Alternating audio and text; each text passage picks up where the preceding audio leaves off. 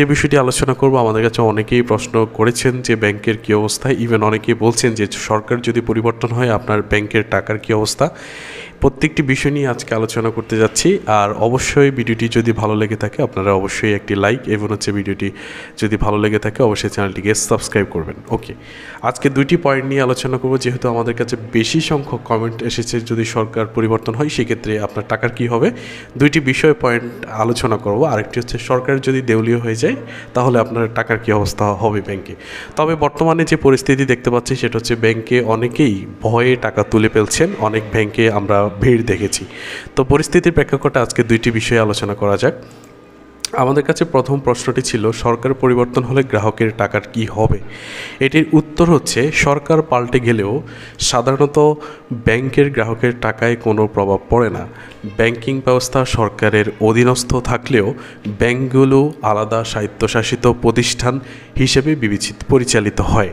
বিভিন্ন দেশের ব্যাংকিং সিস্টেমে সঞ্চয়কারীদের সুরক্ষার জন্য নানান রকম নিরাপত্তার ব্যবস্থা থাকে, যেমন ডিপোজিট ইন্স্যুরেন্স। তবে রাজনৈতিক অস্থিরতা বা বড় ধরনের অর্থনৈতিক সংকট হলে ব্যাংকিং কার্যক্রমে কিছুটা প্রভাব পড়তে পারে, কিন্তু সাধারণ গ্রাহকদের টাকা সুরক্ষিত থাকে। তাহলে আপনারা যে প্রথম প্রশ্নটি করেছিলেন সে প্রশ্নটি আসলে এখানে উত্তর দেওয়া হচ্ছে। এখানে আপনারা বুঝতে পেরেছেন যে আপনাদের যে সকল টাকা ব্যাংকে রয়েছে সেটা সরকার যদি পরিবর্তন হয় গ্রাহকের টাকা সুরক্ষিত থাকবে, এটি নিশ্চিত করা যাচ্ছে। দ্বিতীয় যে প্রশ্নটি সেটা হচ্ছে যে সরকার যদি দেউলিয়া হয়ে যায় সেই ক্ষেত্রে টাকার কি হবে, বা ব্যাংকে যারা টাকা রেখেছেন তাদের কি পরিস্থিতি হবে সেই বিষয়টি একটু দেখানোর চেষ্টা করছি। ওকে, সরকার যদি দেউলিয়া হয়ে গেলে ব্যাংকের গ্রাহকদের টাকার বিষয়ে নির্ভর করে দেশটির নির্দিষ্ট ব্যাংকিং আইন নিয়মাবলী এবং সেই সাথে কতটুকু পরিমাণ অর্থনৈতিক সংকট চলছে তার উপর। বেশিরভাগ দেশে কিছু ব্যবস্থা থাকে যাতে গ্রাহকদের সঞ্চয় নিরাপদ থাকে, যেমন ডিপোজিট ইন্স্যুরেন্স। অনেক দেশে সরকার বা কেন্দ্রীয় ব্যাংক সঞ্চয়কারীদের টাকাকে একটি নির্দিষ্ট সীমা পর্যন্ত বিমা করে রাখে, ফলে ব্যাংক দেউলিয়া হলেও গ্রাহকদের একটি নির্দিষ্ট পরিমাণ টাকা ফেরত পাবে। কেন্দ্রীয় ব্যাংকের হস্তক্ষেপ।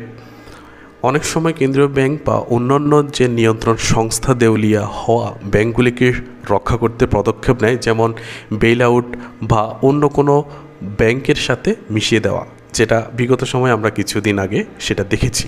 তবে যদি পরিস্থিতি খুবই খারাপ হয় এবং অনেক ব্যাংক একসাথে সমস্যায় পড়ে তখন কিছু সমস্যার সম্মুখীন হতে পারেন।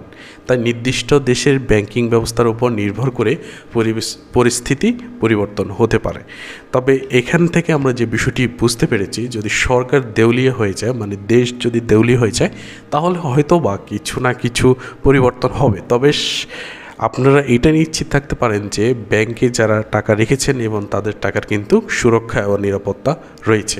তো এই বিষয়টি আমাদেরকে অনেকেই প্রশ্ন করেছেন যে সরকার যদি পরিবর্তন হয় বা সরকার যদি পালিয়ে যায়, এই ধরনের প্রশ্ন আপনারা আমাদেরকে করেছেন।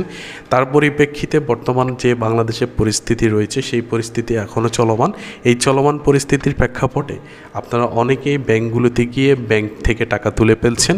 সেই বিষয়টি আসলে অনেকের মনে উদ্বিগ্ন সৃষ্টি হয়েছে, যার কারণে আপনারা এই ধরনের কাজ করছেন।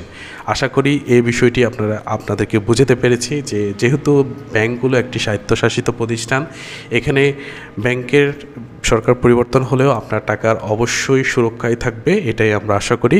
সবার ব্যাংকিং কার্যক্রম হোক নিরাপদ, এবং নিরাপদ ব্যাংকিং কার্যক্রম আপনারা সবসময় চালিয়ে যান, এটাই আশা করি।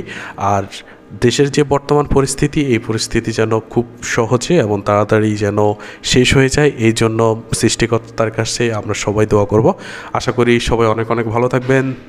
পরবর্তী ভিডিও দেখার জন্য আমন্ত্রণ জানিয়ে আজকের মতো বিদায় নিচ্ছি। দেখা হচ্ছে আবারও কোনো এক সময়।